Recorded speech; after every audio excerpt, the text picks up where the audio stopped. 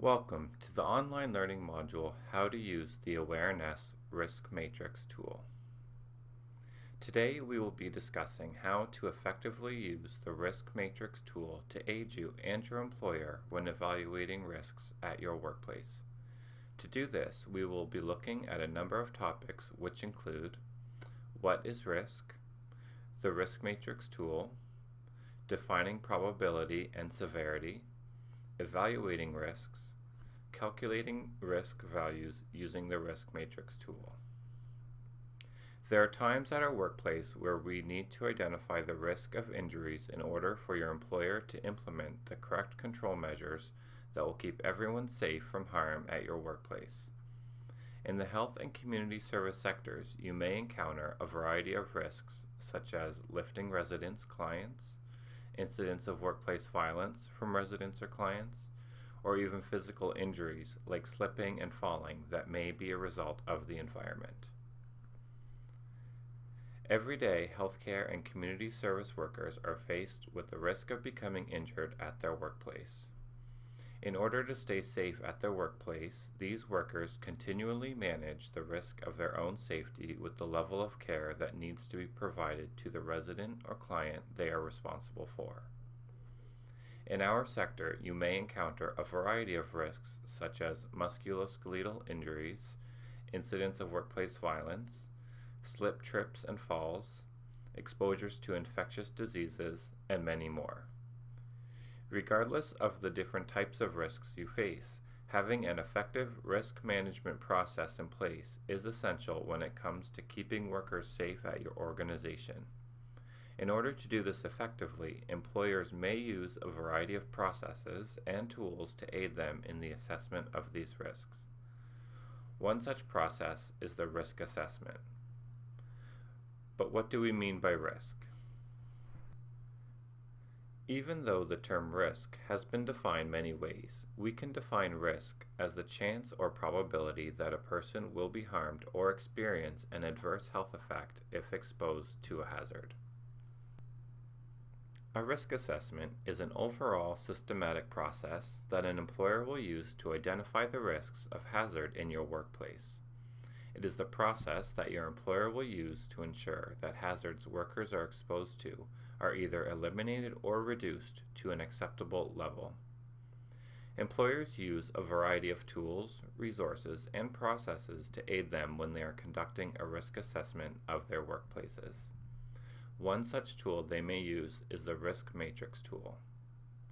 To learn more about other components of a risk assessment process, you can download the Hazard Management Program element under the section of Safety Management System on the Awareness website.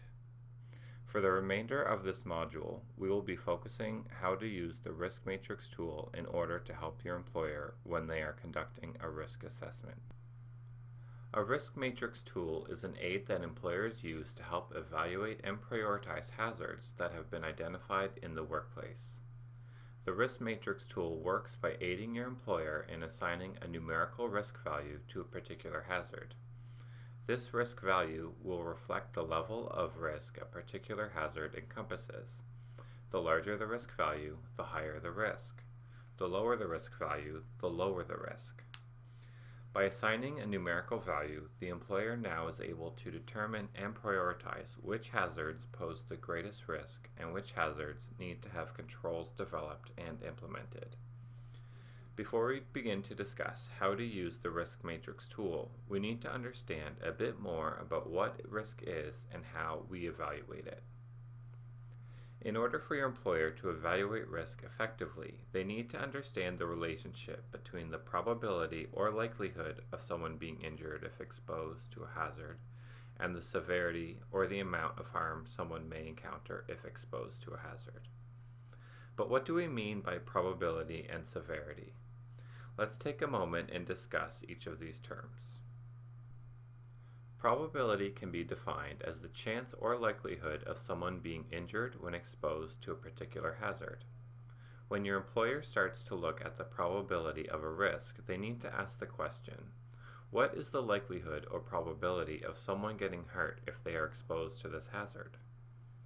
Severity, on the other hand, looks at what is reasonably the most serious possible outcome or harm from the hazard, as opposed to what is most likely outcome. When your employer starts to evaluate and determine the severity of a hazard, they need to ask the question, what degree or amount of harm will the person sustain if they become exposed to the hazard? In order to answer these two questions effectively, your employer will need to take a number of factors into consideration.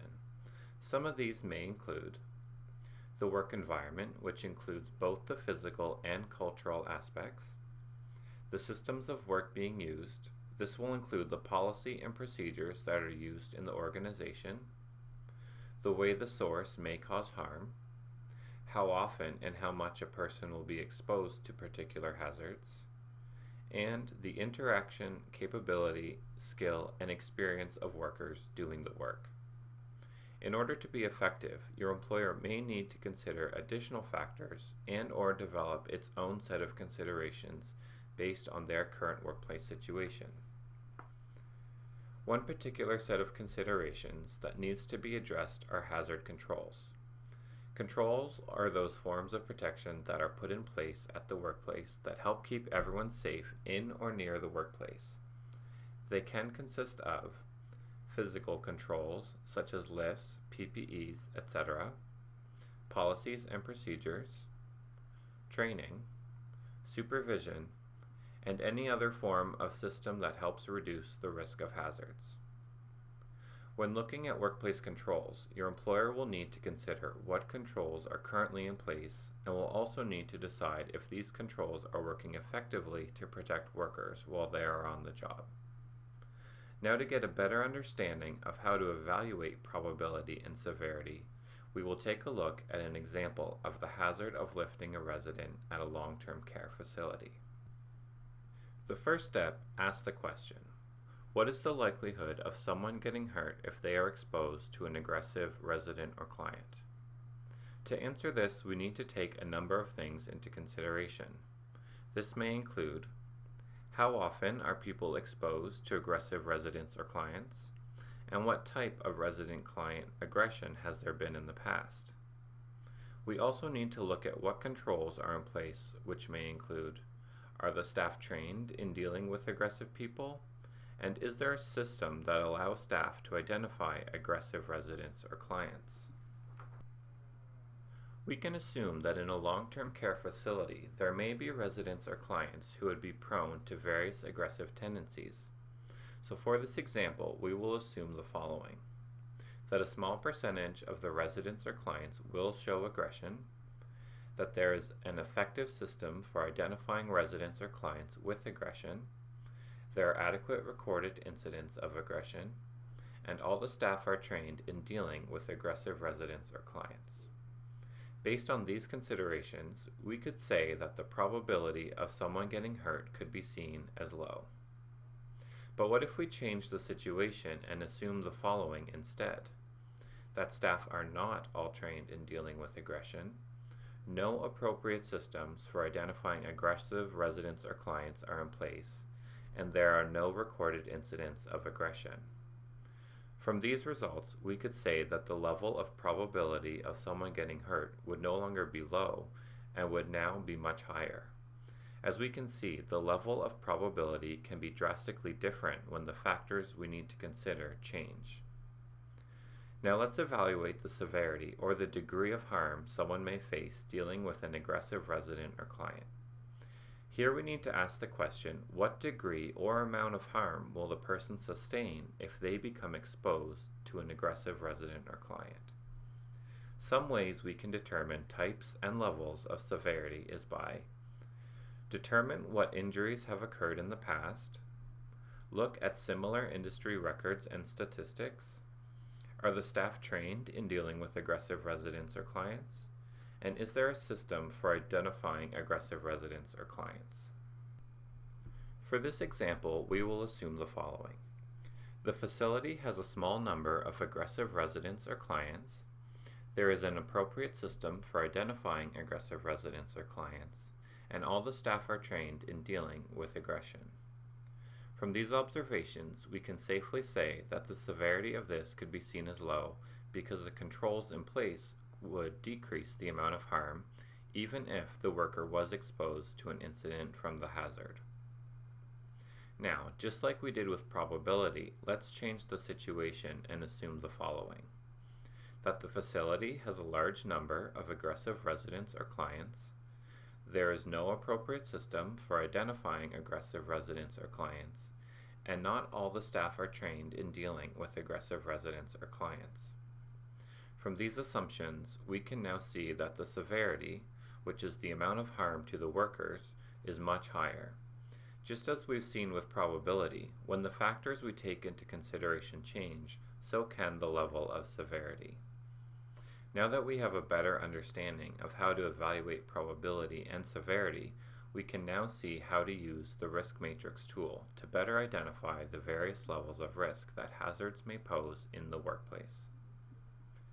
In order for employers to better understand which hazards pose the greatest risk, they will need a system that is much more extensive than the one that simply says high or low. They will need a ranking or prioritizing system. An effective way to do this is to assign the various hazards a number value based on the level of risk they pose. By doing this, your employer will be able to determine which hazards need to be a priority. One such way is by using a risk matrix tool. Now let's take a look at what a risk matrix tool is and how to apply it to the various hazards at the workplace. As we stated earlier, the risk matrix tool assigns a numerical value to a hazard which will reflect the level of risk a particular hazard poses. The risk matrix tool is a table that is created by listing 5 categories for the levels of severity, which are placed on the top row, illustrated by Figure 1, and listing 5 categories for the levels of probability in the column on the right, illustrated by Figure 2. Each of the levels for severity and probability are assigned a numerical value from 1 to 5. The lower the number, the lower the value.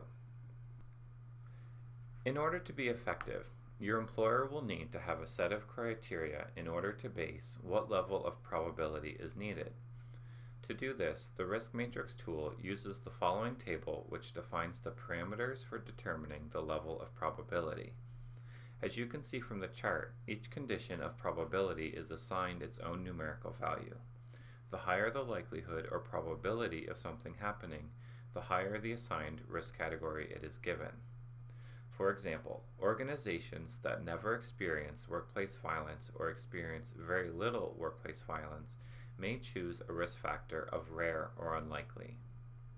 Some organizations may choose a risk factor of certain or likely if they feel they may experience workplace violence much more frequently. As we can see, there is no one solution on how to select which probability level is best. Since all organizations operate in a different manner, the level of probability will not be the same for every employer and will be determined by each organization's circumstances. That is why your employer will need to consider the factors that will best represent the level of probability for your workplace. The risk matrix tool also outlines criteria that your employer can use when they determine the value for severity. To do this, the risk matrix tool uses the following table, which defines the parameters for determining the level of severity. As you can see from the chart, each level of severity is assigned its own numerical value. The higher the degree of harm, the higher the assigned risk category it is given. For example, an organization may consider selecting a risk factor of negligible or minor if they feel that the level of workplace violence does not create a substantial injury. It should be noted that in the healthcare and community service sector, workplace violence is a substantial consideration, but the degree of harm normally won't cause a fatality or loss of limb. For most settings, the severity level is typically in the range of 1, which is negligible, to 3, which is moderate. Just as we saw in the earlier example, not all workplace violence will produce the same level of severity. Hazards may have different levels of severity based on a variety of factors that are present in each workplace. Since determining severity will vary depending on the circumstances, your employer will need to consider the factors that will best represent the level of severity of hazards in your workplace. To calculate the risk value, your employer will simply determine what category of probability the hazard poses to the worker. For this example, we see a probability rating of 3. Next, you determine what level of severity is appropriate for the hazard. For this example, we see a rating of 4, which is major. To obtain the value, you simply multiply the values together or use the table to calculate the value for you. The resulting number is your risk factor value. After your employer has calculated a risk factor value, they can use that value to quickly determine if the hazard poses a high, medium, or low risk. A high risk would be any hazard that has a risk factor value between 16 to 25, represented in purple. A medium risk would be any hazard that has a risk factor value between 9 to 15, represented in orange. And a low risk would be anything between a value of 1 and 8, represented in blue in the table. Now that we have a basic understanding of how the risk matrix tool works, let's apply it to the example we used previously.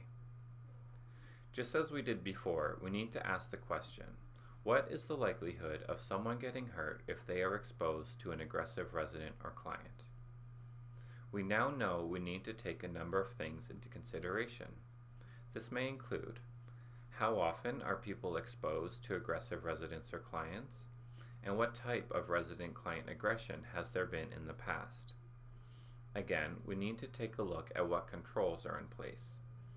These could be, are the staff trained in dealing with aggressive people?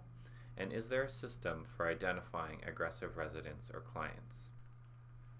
This time, let's use the criteria as outlined in the probability chart and assign it a numerical value to the long-term care facility which yielded a high probability.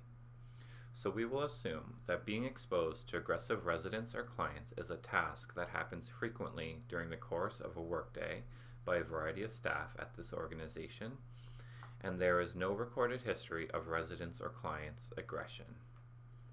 When it comes to controls available to this organization, we will assume that the staff are not trained in dealing with aggressive people, and there is no system for identifying aggressive residents or clients. So from these observations, this organization feels that the probability of a person coming in contact with workplace violence is high, so it is given a rating of 5 or certain. Now let's evaluate the severity or the degree of harm someone may face dealing with an aggressive resident or client. Again, we need to ask the question, what degree or amount of harm will the person sustain if they become exposed to an aggressive resident or client? So for this example, we will assume that we have no injury reports we can view that show past issues. There are no similar industry records or statistics available, but we do have the staff's past experiences to reflect on, and there is very little recorded information on what forms of aggression have been present. When we look at the controls in place, we will assume that not all staff are trained in dealing with aggressive residents and clients, and there is no system for identifying aggressive residents or clients and what level of harm they could produce. This time, let's use the criteria as outlined in the severity chart and assign it a numerical value based on the same considerations and factors as above. Again, we need to look at what the most reasonable amount of harm that will be produced when the workers are exposed to the hazard. Since we do not have any recorded incidents to review, one could say that the aggressive resident or client could produce harm that could leave an individual in a fatal or comatose state.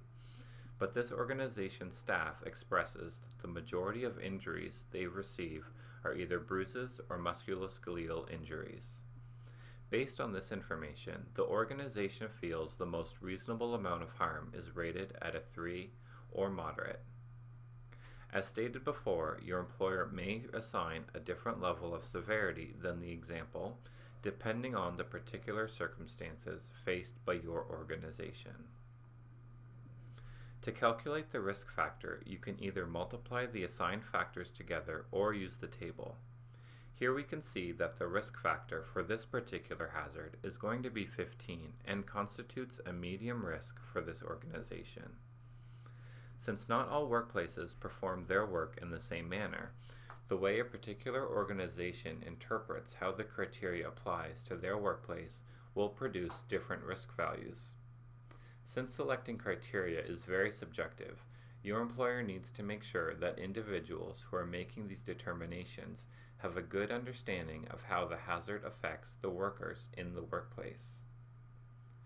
At this point, the employer could use this process to identify and rank other hazards found at their workplace.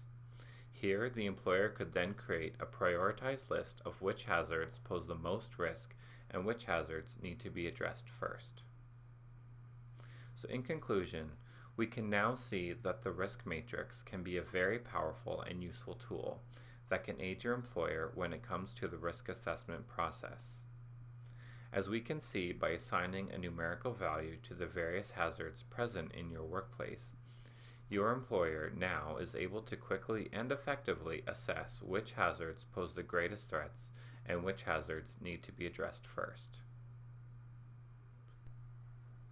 Thank you for taking the Awareness How to Use the Risk Matrix tool online learning. To learn more about the hazard management process and other safety-related topics, check out the other free online courses or the pages found under the Programs tab on the Awareness website. If you would like to gain a certificate for this online course, you can complete the quiz by clicking below.